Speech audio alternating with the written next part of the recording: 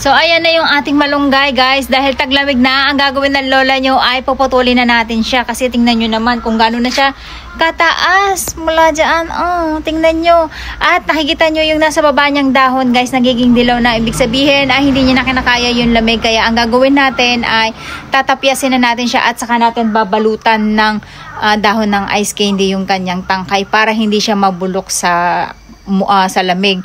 Tapos yung mga dahon niya, siya naman natin gagamitin sa ating gawa ng pandesal. Tapos yung pinakaibabaw niya, guys, pwede pa natin yan ulit itusok sana sa lupa kung mainit pa ang panahon. Pero dahil medyo malamig na, ang gagawin natin ay ipapasok natin siya sa loob ng ating bahay pagka winter na. Tapos ang gagawin natin yung sa pagtutusukan natin, guys, ay ipapasok pa din natin siya sa loob ng plastic para makulob yung init sakali baka humabol pa yung ibabaw at magkaroon tayo na 2 puno ng malunggay sa susunod na summer. So ayan, guys, ang gagamitin lang natin ay kutsilyo dahil wala tayong gamit ngayon. Nandun yung ating mga gamit sa ating farm. So ayan, ang gagawin natin, tatasasin na muna natin itong nasa ilalim niya.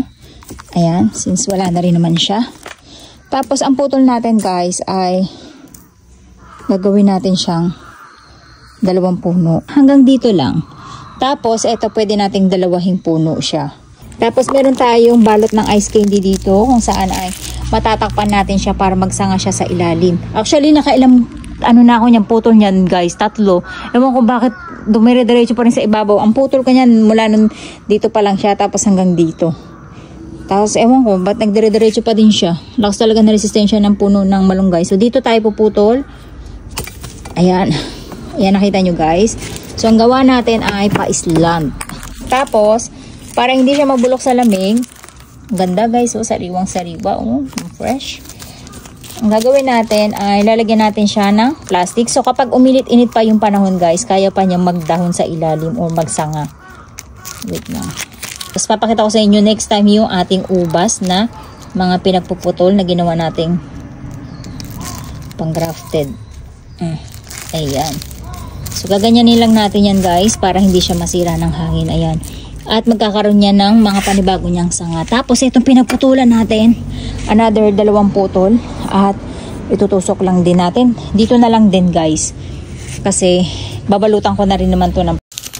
So, ito yung dahon ng malunggay natin. Ang gagawin natin ay i-harvest lang natin tong ating mga malunggay na dahon. Ayan. Ang bango, guys. 3 pieces natin siya puputulin. Okay.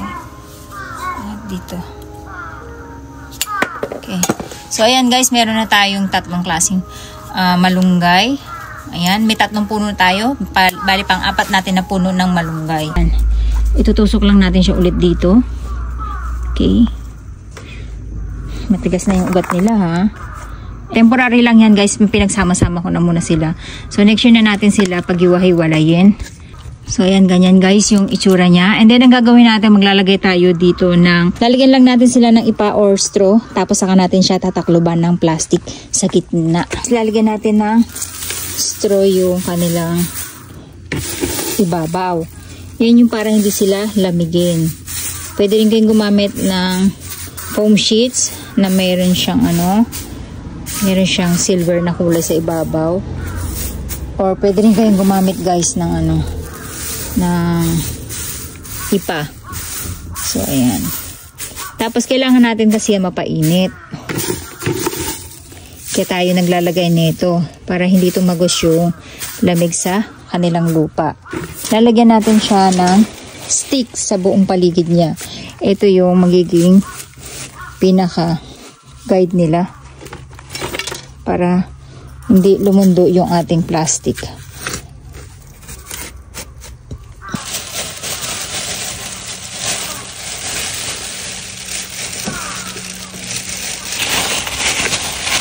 Ayan, tapos may tali tayo, guys, para mainitan yung ating malunggay at hindi sila lamigin sa gabi. Ang purpose niyan, para hindi sila patanggal sa lakas ng hangin. Ayan.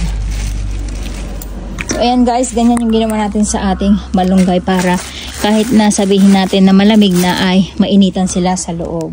Tapos ipapasok na lang natin yan sa bahay kapag talagang sobrang lamig na umuulan na ng yelo. And then next year ng summer, doon na lang natin siya ulit ilalabas at paghiwa-hiwalayin natin ng paso para mas marami tayong puno ng malunggay. At ayan guys, update ko na lang kayo next year na. Taglamig na eh.